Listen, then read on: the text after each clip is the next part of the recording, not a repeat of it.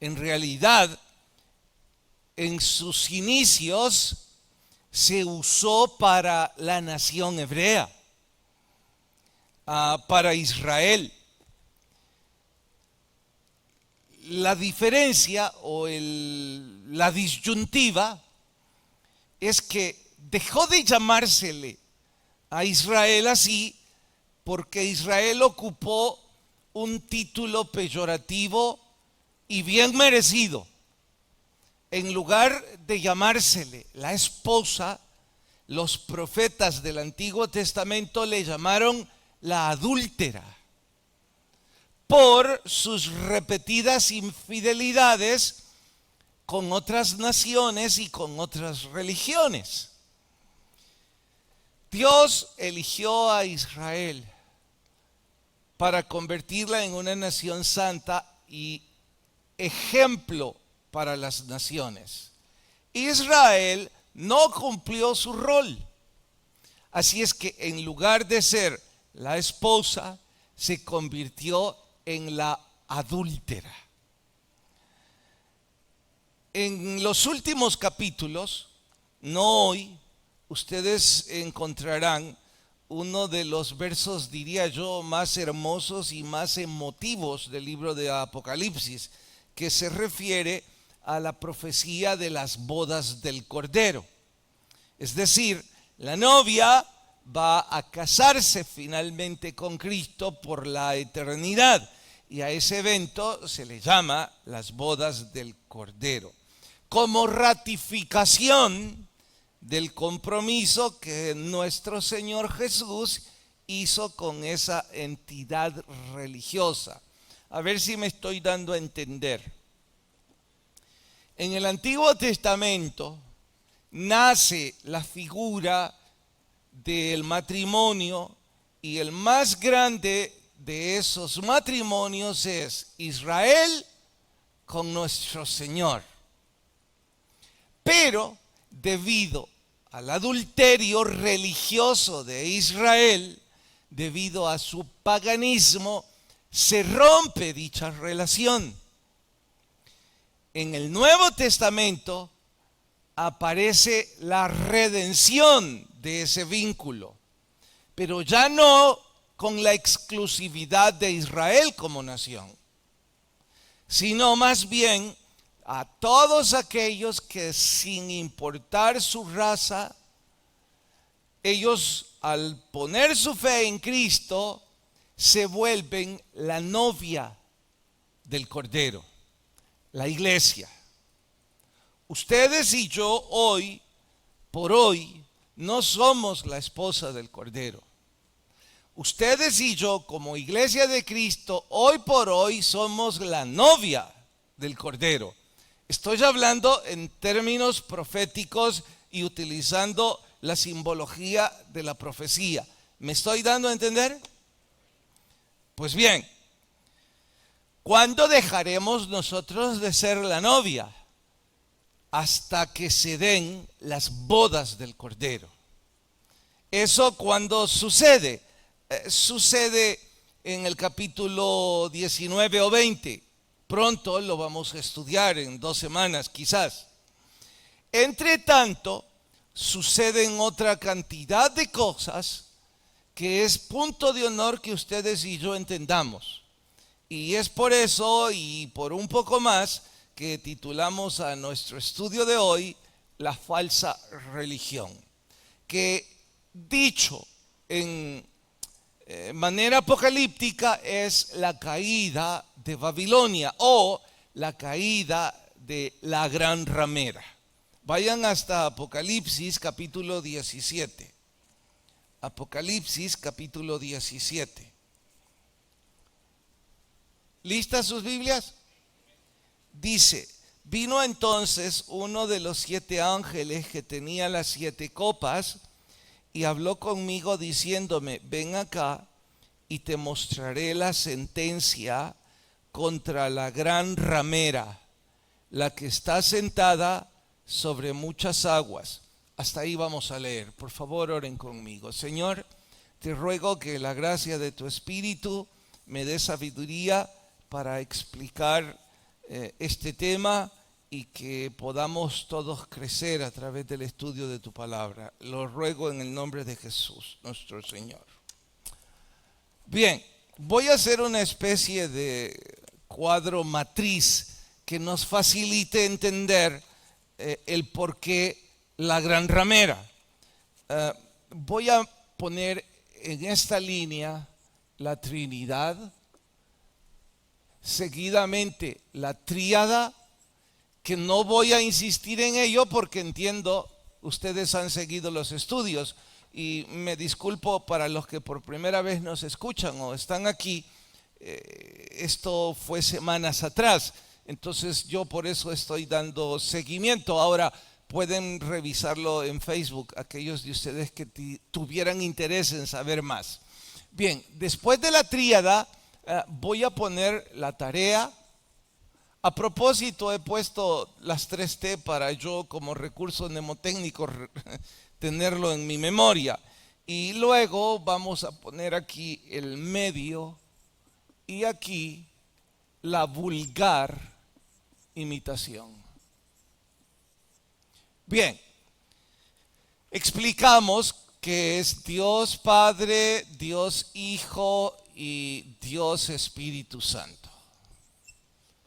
Vimos que la tríada como vulgar imitación, estoy poniendo que no es igual, tiene el dragón o la bestia, que es el mismo Satanás, tiene el anticristo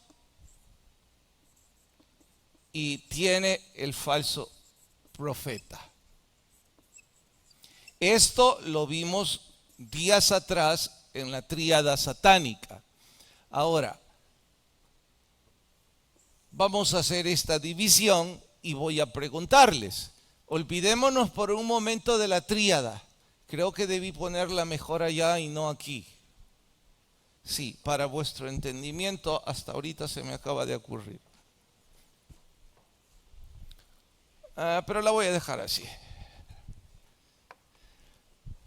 Ustedes mejor pónganlo acá si es que están por dibujarla y si no, entiéndanmelo. Por el momento yo solo necesito que ustedes recuerden que hay una vulgar imitación de esto que es la tríada. Ahora, ¿cuál es la tarea de Dios para la humanidad? Es un Dios creador, es un Dios omnisciente y todos sus atributos que lo voy a dejar en creador. Luego, ¿cuál es la tarea de Dios, el Dios Hijo para la humanidad? ¿Alguien quiere sugerir rápidamente? Salvador, exactamente.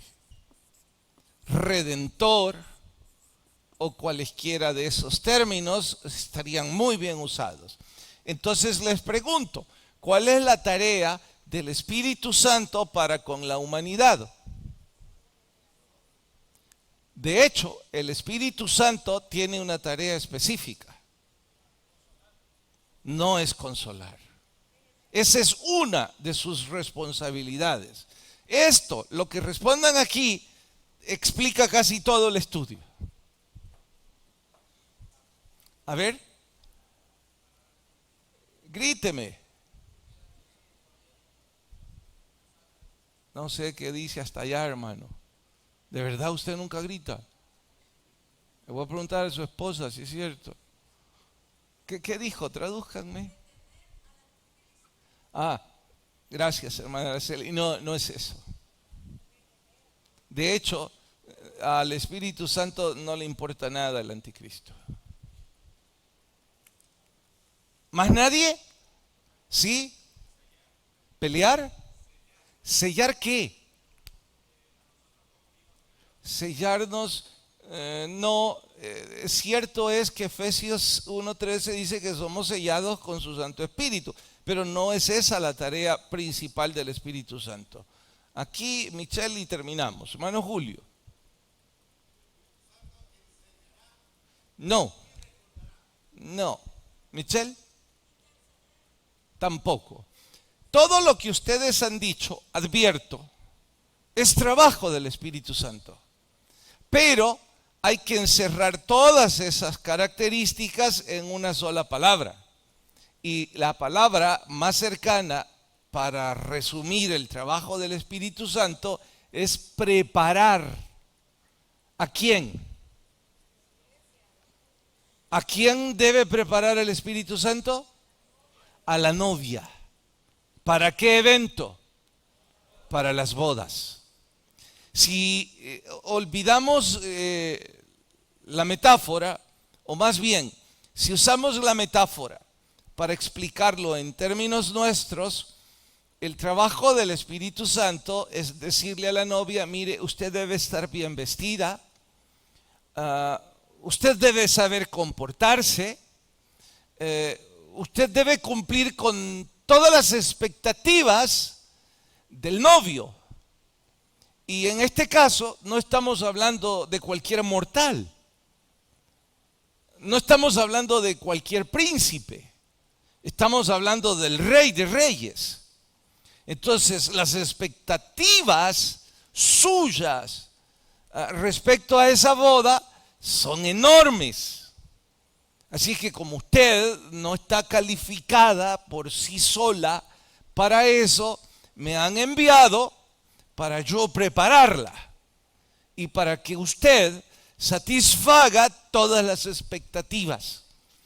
En ese margen, por supuesto que se incluye todo lo que ustedes dijeron, que nos consuela, que nos da los frutos del Espíritu, los dones del Espíritu y todo lo que quieran, pero lo que encierra el trabajo del Espíritu Santo es precisamente preparar a la novia.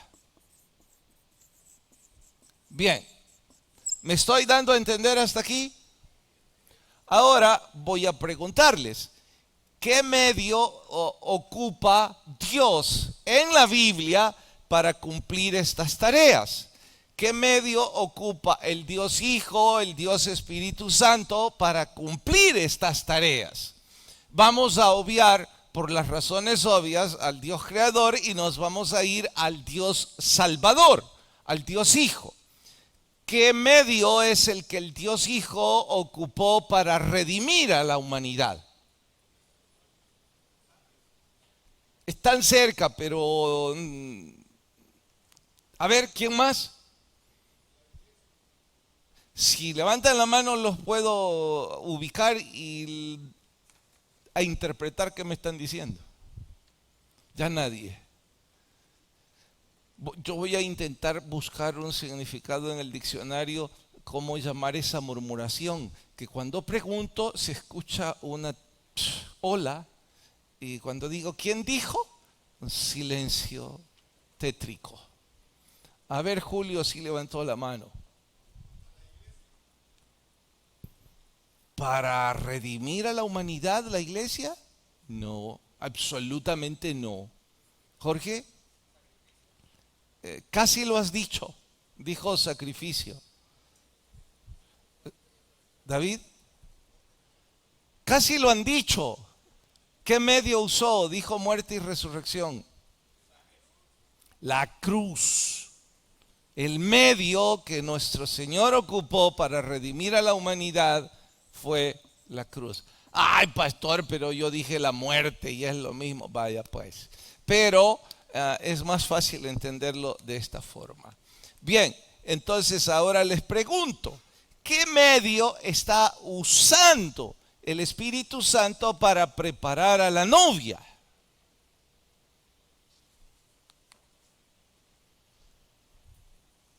Nosotros somos la novia. ¿Qué herramienta está utilizando el Espíritu Santo para prepararnos para las bodas del Cordero?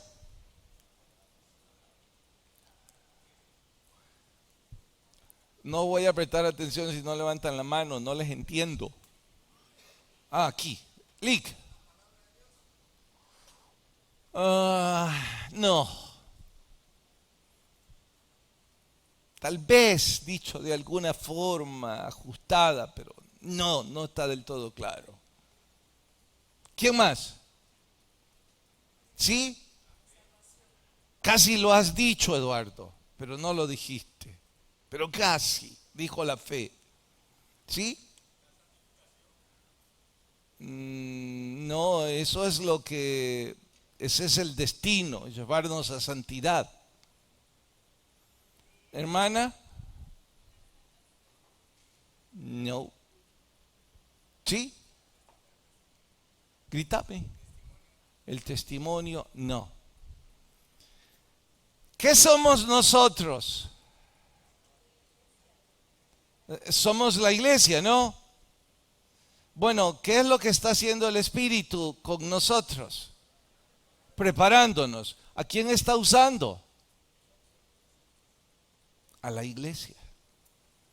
La iglesia es la institución que aglutina a los que somos parte de la novia. Entonces, ¿cuál es el propósito de la iglesia? La herramienta para que esa novia cumpla las expectativas de la futura boda. ¿Están claros? Bien, dicho de esa forma, entonces aquí deberíamos poner la iglesia. Bien, como herramientas. Ahora, ¿por qué debí poner esta fila allá?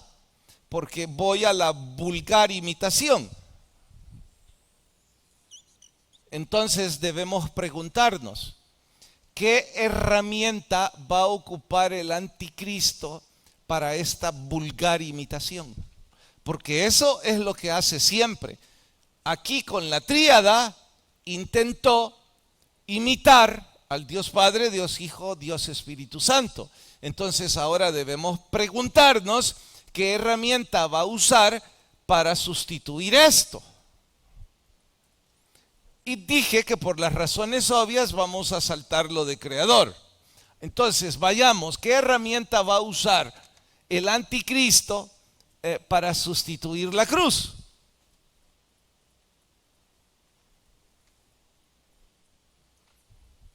A ver, ya lo hemos visto. Josué, sin duda alguna, la paz incluye parte de su vulgar imitación. Ahora, ¿cómo logramos encerrar la paz, su aparente muerte, su aparente resurrección y todo eso? ¿Me estoy dando a entender cuando digo su muerte, su aparente muerte y su aparente resurrección? Ya les expliqué de que en los últimos días, o no hemos llegado a esa profecía, creo, recibirá una herida de muerte, pero revivirá en otra vulgar imitación de la resurrección de nuestro Señor. Entonces, ¿qué es lo que ocupará? Yo diría toda la plataforma del anticristo, digámoslo así. Y de hecho, para el capítulo de hoy, esto no es muy importante. Lo importante es esto. La pregunta es, el Dios Espíritu Santo tiene como propósito o como tarea prioritaria preparar a la iglesia de Cristo. Para eso está ocupando obviamente esta institución llamada iglesia. Satanás, que es el vulgar imitador, utilizará al falso profeta para preparar ¿qué cosa?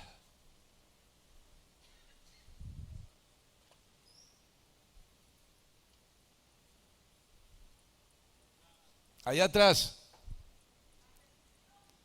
Una falsa iglesia o una falsa religión.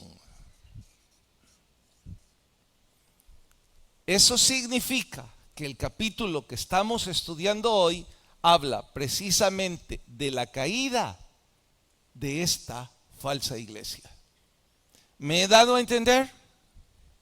A esta institución es a la que Apocalipsis 17 le llama la gran ramera. ¿Por qué le llama la gran ramera? La iglesia de Cristo, ¿qué es? Novia. Entonces, si la novia es la iglesia de Cristo, la falsa religión, ¿en qué se convierte? En ramera. Y de ahí la figura de caída de Babilonia, la gran ramera. ¿Está claro? ¿Sí? ¿Todos amén? Bueno, si está claro eso, entonces vamos a otro contexto histórico. Debo hacer 4 advertencias. La primera es que no voy a cometer ni en broma ni por locura el error de un neófito de citar literalmente el nombre de lo que yo crea puede ocupar la posición de una falsa religión. ¿Que por qué no lo voy a decir? Porque la Biblia no lo dice y consecuentemente todo es especulación. Sin embargo, en este caso, la especulación le va a permitir a usted, porque usted lo va a leer, herramientas proféticas e históricas lo suficientemente claras y explícitas como para que con simple reflexión usted pueda concluir qué institución o instituciones apuntan a ser una falsa religión. Tercero, cuando usted haya sacado sus conclusiones, deben recordar que hay un verso aquí, no sé si voy a llegar por el tiempo hasta él, en donde dice con urgencia: salid de ella, pueblo mío. Está diciendo de que hay personas que están siendo guiadas o engañadas en esa falsa religión o institución, y son personas que por ignorancia, por descuido, se han dejado enredar, que quizá y solo quizá estaban intentando buscar la verdad, pero no abrieron sus ojos. Con urgencia dice: salid de allí. Cuando usted concluya, que es mi cuarta advertencia, le animo. El conocimiento no es para acusar, ni es para generar en este caso controversia. Es para mostrar amor con aquellos que usted cree están involucrados en esa falsa religión. Si esa es su conclusión, ruegue a Dios a usted la gracia y el amor para exponer la verdad y no la división. Bien, creyendo que me he dejado entender con estas 4 advertencias, necesitamos 2 detalles más de contexto histórico. El primero, cuando digo contexto histórico, es que me voy a ir a la historia para que puedan entender la profecía. Voy a empezar con Génesis capítulo 10, no lo busquen. Allí está la historia del primer dictador sobre el planeta Tierra. El primer emperador se llamó Nimrod. Este es el que construyó la Torre de Babel. La Biblia lo describe como un hombre fuerte, un líder único que quiso ser igual que Dios.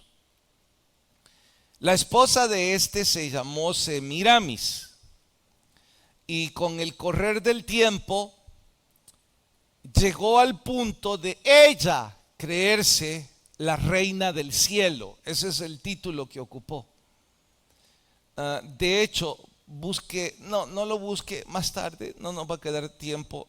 Lo voy a leer yo rapidito, pero anótenlo. Jeremías capítulo 7, verso 18.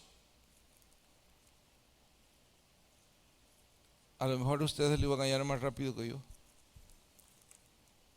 Jeremías capítulo 7, verso 18. Yo se los leo. Dice: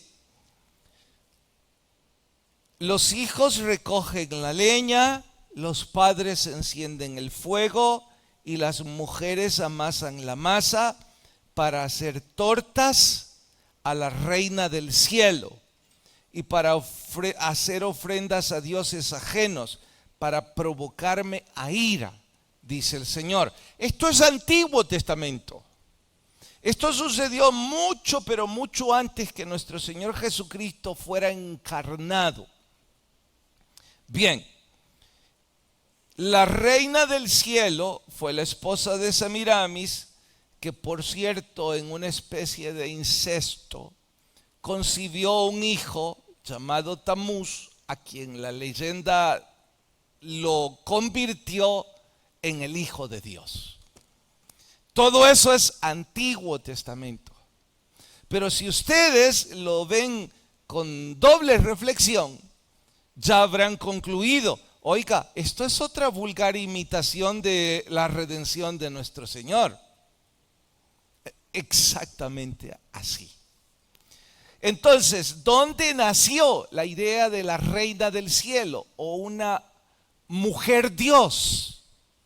Nació en Génesis capítulo 10.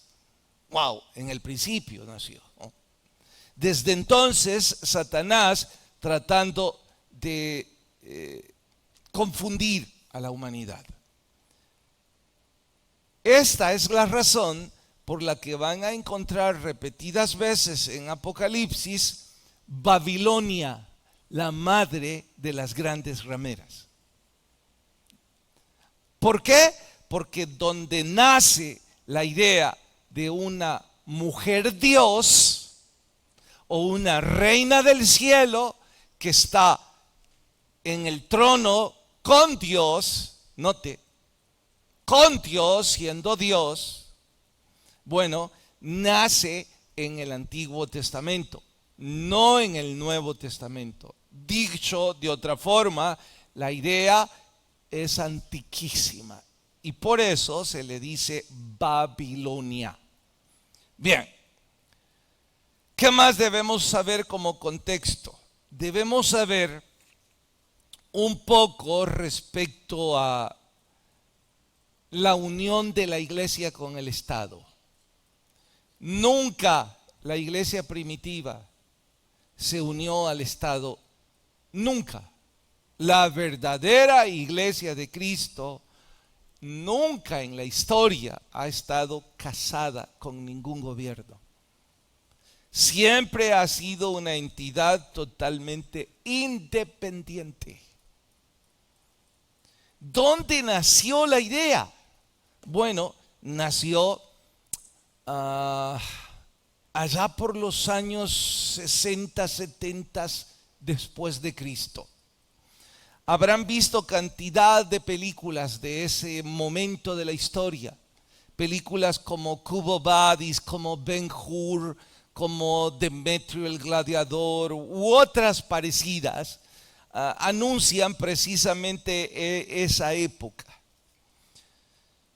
Ahora, ¿qué es lo que estaba pasando? Estaba pasando que Roma gobernaba al mundo conocido. Y Roma, o algunos de sus emperadores, odiaban a la iglesia a muerte, la iglesia primitiva. Hasta que llegó un general llamado Constantino, que a punto de librar una gran batalla que parecía perdida, él dijo que había visto una señal en el cielo y que con esa señal ganaría. Desde luego esa señal fue una cruz. Así es que mandó a que todo su ejército peleara con la cruz de bandera en sus escudos y con esa señal. Y para curiosidad de la historia, ganó la batalla. Así es que ganando la batalla gana también el imperio y le dio el mérito a que esa era la cruz de los cristianos y desde entonces él abolió la guerra contra la iglesia primitiva en sus términos y unió la iglesia o algunos símbolos de la iglesia con Roma. A eso se le conoce como la unión de la iglesia con el Estado. Cuidado, no se confunda. La cruz nunca fue el símbolo ni la señal de la iglesia. A ver, me imagino que ustedes deben imaginarse o deben recordar cuál era el símbolo de la iglesia. ¿Cuál era? El pez. ¿Por qué? Porque nuestro Señor le dijo a Pedro y a los otros, les haré pescadores de hombres. Es más, hay una leyenda, Ogmandino la inmortaliza en su libro, de que el santo y seña de los cristianos en esa época de persecución de Roma a la iglesia, el santo y seña era que cuando alguien se encontraba, porque se reunían en catacumbas de forma clandestina, era que en el piso hacían una curvatura, un arco. Los cristianos que sabían el santo y seña, con el pie cerraban el semicírculo en el extremo opuesto y hacían el símbolo del pez. ¿Me di a entender? Por si no, era algo como esto.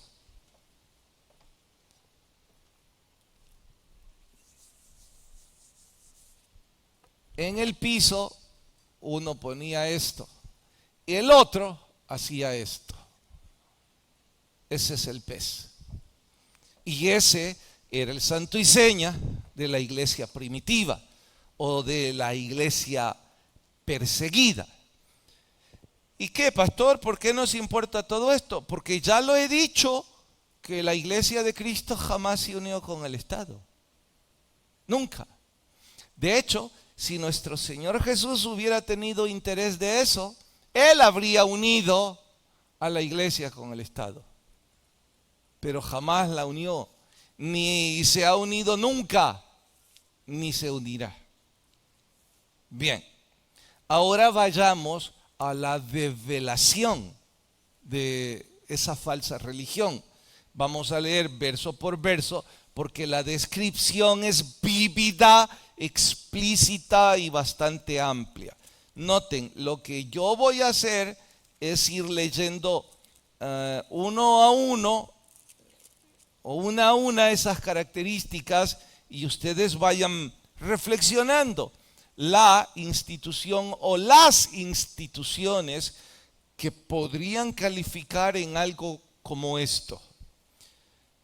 Desde el verso 1, vi entonces uno de los 7 ángeles que tenían las 7 copas y habló conmigo diciéndome, ven aquí y te mostraré la sentencia contra la gran ramera, la que está sentada sobre muchas aguas. Pare, la gran ramera está sentada sobre muchas naciones. Es una congregación, es una falsa religión que está sobre muchas personas. Verso 2. Con la cual han fornicado los reyes de la tierra y los moradores de la tierra se han embriagado con el vino de su fornicación. ¿Qué significa esto? Que los reyes de la tierra tienen una relación promiscua, mezquina y mercantil. Los reyes de la tierra y esta falsa religión se usan mutuamente para sus propios beneficios. Vayan ya pensando qué instituciones califican a esa figura. Versículo ¿qué? 3. Y me llevó en el espíritu al desierto, y vi a una mujer sentada sobre una bestia escarlata. Escarlata ya les he explicado que es un rojo sangre, llena de nombres de blasfemia, que tenía 7 cabezas y 10 cuernos. Significa de que esta falsa religión tiene como plataforma el imperio del anticristo. Las 7 cabezas y los 10 cuernos lo vimos en el capítulo anterior, ¿lo recuerdan? Bien. Y la mujer estaba vestida de púrpura y escarlata. ¿Entienden cuál es el color púrpura? Casi morado, ¿no? Y rojizo, es decir, esta falsa religión ocupa esos colores como emblema. Está adornada de oro, de piedras preciosas, de perlas, y tiene en la mano un cáliz de oro. Esta falsa religión tiene como emblema en su bandera, por así decirlo, cáliz de oro, colores púrpura y escarlata, oro y piedras preciosas en abundancia. Sigue. En su frente un nombre escrito, un misterio. Babilonia la Grande, la madre de las grandes rameras y de las abominaciones de la tierra. Dicho en otras palabras, y en su frente un nombre escrito. ¿Cuál era la abominación de Babilonia? Que se los acabo de explicar. ¿Cuál era la más grande abominación de Babilonia? La reina del cielo. Entonces, en su frente está escrito la reina del cielo. Sigue. Vi a la mujer ebria de la sangre de los santos y de los mártires de Jesús. ¿Qué instituciones en la historia tienen en sus manos la sangre de la iglesia primitiva? Saquen sus conclusiones. ¿Acaso hay muchas? Sigue. Y cuando la vi, quedé asombrado con gran asombro. El ángel me dijo: ¿por qué te asombras? Yo te diré el misterio de la mujer y de la bestia que trae, la cual tiene las 7 cabezas, los 10 cuernos. La bestia que has visto era y no es, y está para subir del abismo. Otra vez deténganse. Era, no es y está para resurgir. Ya les expliqué cuando vimos la bestia que está sobre los 7 montes, que Roma como nación, como imperio, jamás fue conquistado ni destruido. Era, es y volverá a ser.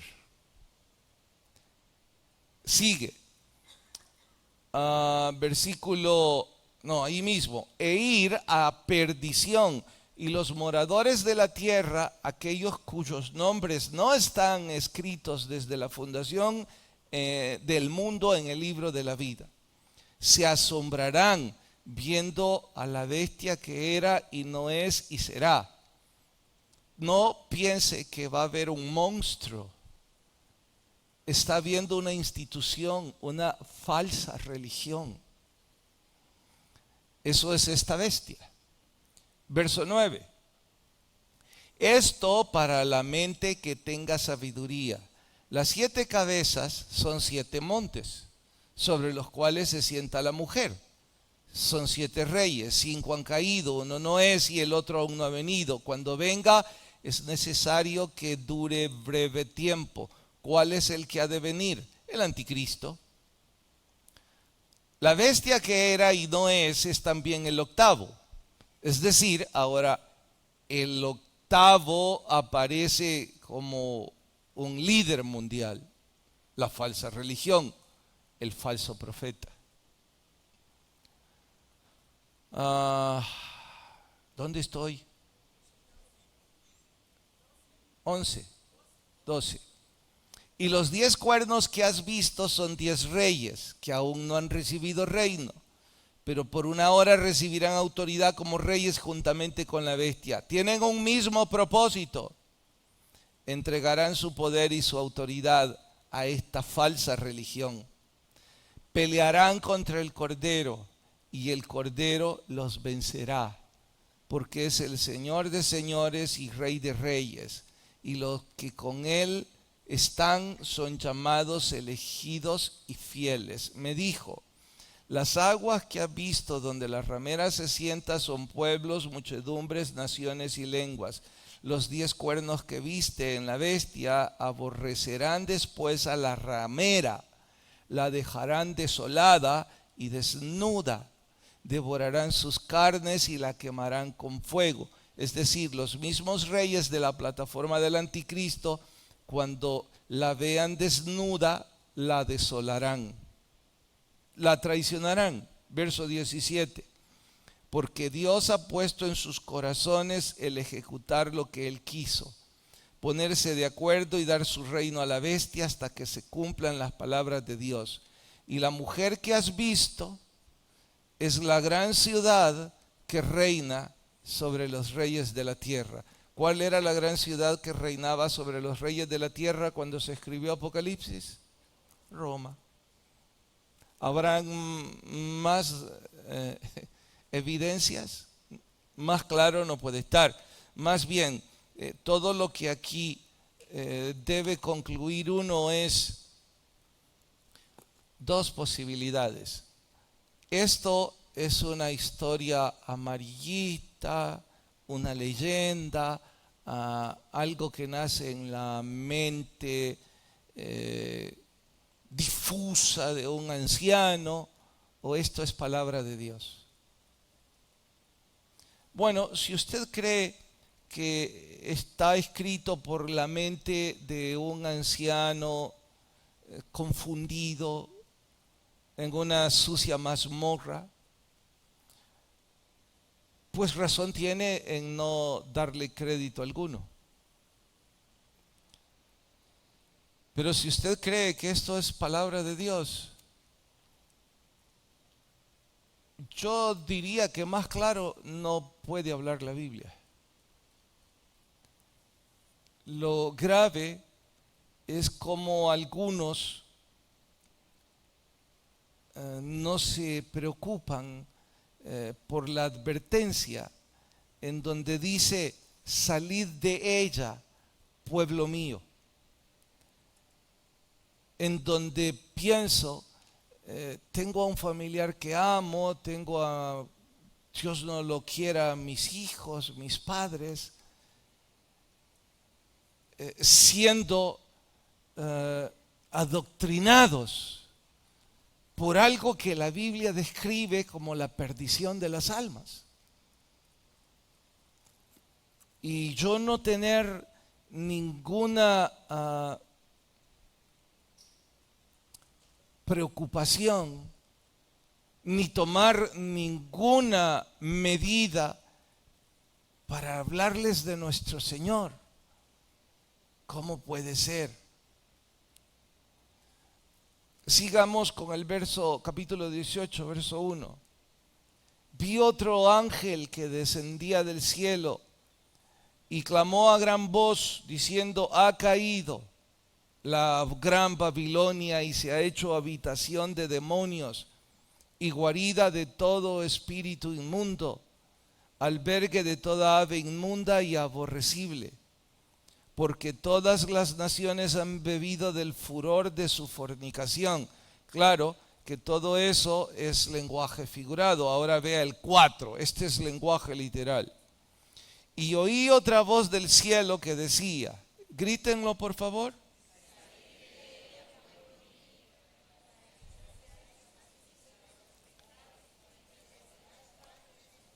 salid de ella, pueblo mío. ¿Por qué fue escrito todo esto si la iglesia de Cristo no va a estar cuando esto suceda? Ya hemos sido arrebatados. Ha sido escrito para que nosotros con la misma urgencia que se escribió aquí, se lo digamos a aquellos que están yendo por una falsa religión.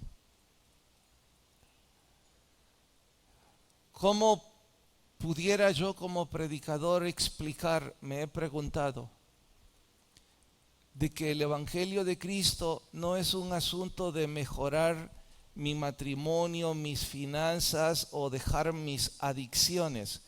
Todo eso sucede y en buena hora, porque el Señor es bueno y nos da gracia y favores.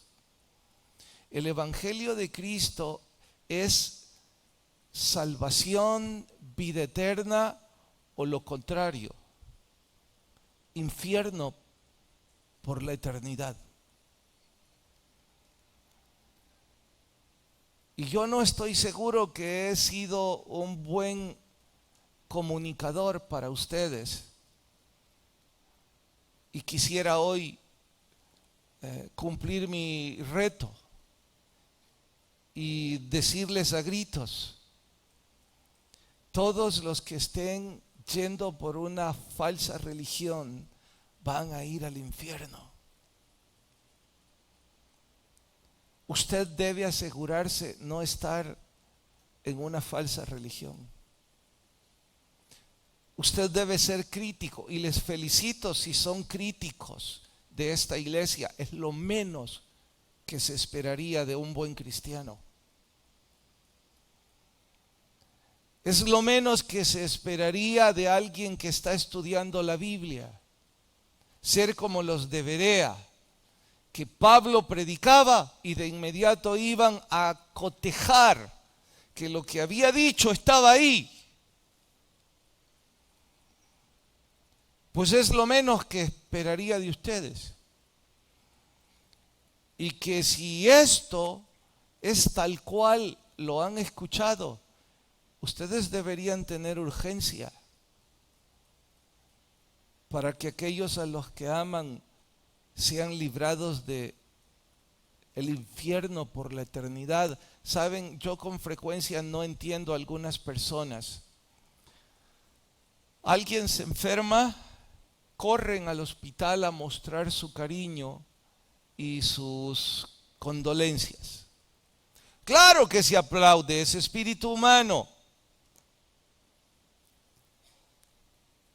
Pero ahora se han dado cuenta que las personas a las que aman o están cercanos van al infierno por la eternidad, no al hospital. Pero no hacen nada. Lo único que concluyo es que ustedes no creen todo esto. Y que si no lo creen, entonces les pregunto, ¿y qué hacen aquí? ¿Dejarse engañar por mí? Y si ese es su caso, su ignorancia es mayúscula, ¿eh? Ahora, si usted me dice, no, reconozco que usted solo es un instructor de la Biblia y que está enseñando la Biblia, y yo creo en la Biblia como la palabra de Dios, bueno, pues entonces tengan urgencia de ir y predicar el Evangelio.